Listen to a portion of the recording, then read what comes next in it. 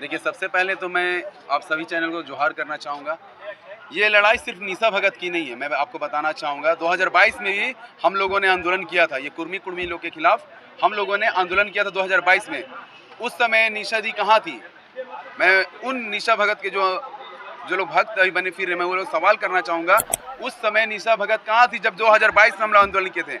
जब सीरम टोली आंदोलन की लड़ाई लड़ रहे थे, उस समय निशा भगत कहाँ थी? जब सीरम टोली में रैंप उतारा जा रहा था, रात में लोग घसीट के बस में डाला जा रहा था, उस समय निशा भगत दीदी कहाँ थी? हमारी आदिवासी बहन सिमी तिर्की जी जब इस रैंप के लड़ाई में जेसीबी को रुकवाने के लिए जेसीबी के नीचे कूद दी, उस समय निशा भगत दीदी कहाँ थी? नगड़ी में हम लोग डोर टू डोर मीटिंग बैठा रहे थे, है ना, ताकि नगड़ी का आंदोलन सफल हो। हम लोग घर द्वार में घूम के हम लोगों को बैठा के बात कर रही थी, आंदोलन में आना है। उस समय निशा भगत कहाँ थी? बेड़ो सरना स्थल में 1 एकड़ 5 डिसमिल जमीन है जिसे बाउंड्री करने नहीं दिया जा रहा दिकू समाज द्वारा। हम लोग वहाँ आंदोलन किए, वहाँ सब संगठन को एक साथ बैठाए, हम लोग बेड़ो थाना घेराव किए। उस समय निशा भगत दीदी कहाँ थी?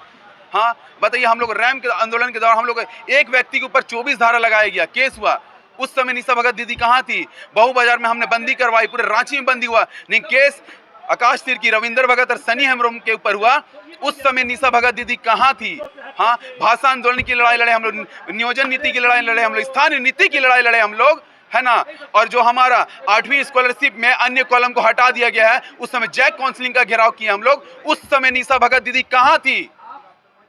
जो भी वीडियो देख रहे हैं, मैं वो लोग से सवाल करना चाहूंगा, समाज में आप जुड़े हैं, एक साथ चलेंगे, एक साथ लड़ेंगे, लेकिन आप राजनीति कीजिएगा तो हम लोग राजनीति के रूप में जवाब देंगे। लगातार जल जंगल जमीन की लड़ाई लड़ रहे हैं, कहीं ना कहीं इस आंदोलन में हम लोगों ने अपना करियर बर्बाद किया, सीरम टोली आंदोलन में। बताइए, हाँ, दिन रात हम लोग लड़े, दिन रात लड़े, केस पे केस हम लोग ऊपर ठोका गया, उस समय निशा भगत दीदी कहाँ थी? मैं सभी बंधुओं से पूछना चाहूंगा। और बोलते हैं कि भीड़ निशा भगत दीदी के द्वारा आया। भाई साहब सुनिए, लगातार हम लोग बोकारो, रामगढ़, खूंटी, धनबाद, जमशेदपुर, लगातार हम लोग डोर टू डोर मीटिंग बैठे, जिला टू जिला मीटिंग बैठे, तब जाके इतना भीड़ आया। और ये आदिवासी बचाओ युवा मोर्चाओं का ये आह्वान था, तब जाके ये भीड़ आया। निशा भगत का तो साफ कहना है कि भीड़ में हमको देख करके भीड़ आया। और जितने लोग हैं मंच पे सभी भूमाफिया हैं, जमीन दलाल हैं, जितने लोग हैं। सुनिए, जब हमारी धर्म की लड़ाई आएगी तो इसमें सभी कोई सम्मिलित होंगे। इसमें कौन भूमाफिया है, क्या है? मान लीजिए जैसे रैम का ही हम लोग लड़ाई लड़े, इसमें बीजेपी के लोग आए, कांग्रेस के लोग आए, है ना, मतलब सभी गठबंधन सरकार के लोग आए, सब मिल के हम लोग लड़ाई लड़े, तब जा कहीं ना कहीं ये आंदोलन शुरुआत हुआ, है ना। तो आप अगर देखिए, हम लोग लड़ाई किससे लड़ना है? कुर्मी से लड़ना है, लेकिन वो किससे लड़ रही? वो आदिवासी से लड़ाई लड़ रही है। तो ये बिल्कुल ही गलत लड़ाई है, लड़ाई ऐसी लड़ी नहीं जाती है। निशा भगत का तो ये भी कहना है कि धर्म तारण का मामला सामने आ रहा है कि एक तरफ जो है चंगाई सभा और आगमन, दूसरी तरफ यहाँ पे भीड़ जुटाया गया। देखिए, धर्म तारण की लड़ाई जो बोल रही है ना, वो तो धर्म की लड़ाई ऐसे लड़ी नहीं जाती है। आपको धर्म की लड़ाई लड़नी है तो अपने सरना प्रार्थना सभा को मजबूत कीजिए, राजी पाड़ा प्रार्थना सभा को मजबूत कीजिए। उससे क्या होगा? हमारे धर्म के लोग छितिर बितिर नहीं होंगे, एक जगह सम्मिलित होके एक जगह रहेंगे हम लोग। धर्म की लड़ाई ऐसे नहीं बोली जाती है ना। हाँ, आर्टिकल 25-26 में कहा गया स्वतंत्र भारत है, ये कोई भी किसी भी धर्म में जा सकते हैं। तो क्या हम भीमराव अम्बेडकर को गाली देने जाएंगे? बताइए, संविधान उन्होंने बना के गया, स्वतंत्र रूप से सब कोई भी किसी भी धर्म में जा सकते हैं, लेकिन गलती किसकी? यहाँ पे हम सरना धर्मावलंबियों की है। आज जो हमारे सरना धर्म के लोग किसी अन्य धर्म में जा रहे हैं, तो ये हमारी गलती है।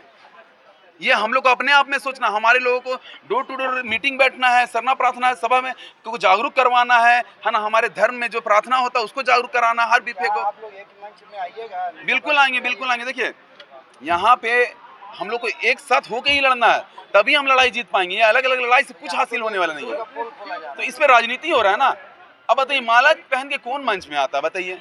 हाँ, वहाँ पे ऐसा नहीं है हम लोग को माला नहीं मिला, वहाँ पे माला रखा हुआ था, हम लोग को माला मिला, लेकिन वहाँ पे जो हमारे पूर्वजों का जो फ्रेम बना हुआ था, है ना, बिरसा मुंडा, बाबा कार्तिक उरांव, चांद भैरव, सिद्धू कान्हू, तिलका मांझी, बहुत सारे बेदिया समाज के भी थे, है ना, तो बहुत सारे समाज के लोगों का वहाँ पूर्वजों का फ्रेम बना हुआ था। उस फ्रेम में हम लोग पहले माला चढ़ाएं, क्योंकि आज जो वो मंच हम लोग को मिल रहा है, आज इस माटी में हम लोग बैठ के लड़ रहे हैं, तो हमारे पूर्वजों द्वारा संजो के ये झारखंड राज्य मिला है, तभी आज जाके इस झारखंड राज्य को बचाने के लिए हम लोग लड़ रहे हैं। राज्य उन्होंने हमको दिया, इस राज्य को बचाए कौन? आज के युवा बचाएंगे। तो हम लोग राज्य कैसे बचाना, ये चीज सोचना, और जो बचाए हैं वैसे पूर्वजों को माला पहनाना, ना कि खुद माला खरीदते खुद पहन लेना, ये बिल्कुल ही गलत है। क्या कहेंगे जो लाखों की संख्या में जाति समुदाय जुटा, उन लोगों को क्या धन्यवाद करना चाहिए? देखिए, सबसे पहले तो सभी को मैं धन्यवाद कहना चाहूँगा, और धन्यवाद मैं आप नहीं, पूरा आदिवासी 33 जनजाति ये लोग हैं, तो मैं सभी को धन्यवाद कहना चाहूँगा आए। और मैं आप लोग को वादा करता हूँ, जो युवा के द्वारा ये आह्वान किया गया, आदिवासी बचाओ युवा मोर्चा के द्वारा जो ये आह्वान किया गया 17 अक्टूबर को आदिवासी हुंकार महारैली, आने वाला समय पूरे राज्य स्तर में आह्वान होगा और करोड़ों की संख्या में पूरे हम आदिवासी समाज जुड़ेंगे। क्या आदिवासी बचाओ मोर्चा युवाओं को आगे नहीं रखती है, युवाओं की बात नहीं करती है, ऐसे आरोप लगाए जा रहे हैं? ऐसा कुछ भी आरोप नहीं है। आदिवासी बचाओ युवा मोर्चा के द्वारा यह आह्वान हुआ था 17 अक्टूबर को आदिवासी हुंकार महारैली, और मैं आपके चैनल के माध्यम से बताना चाहूँगा 26 तारीख को युवाओं का यहाँ पे जिला स्तर में बैठक है, और विभिन्न जिला से यहाँ पे युवा लोग आने वाले हैं। 26 तारीख को समीक्षा बैठक है।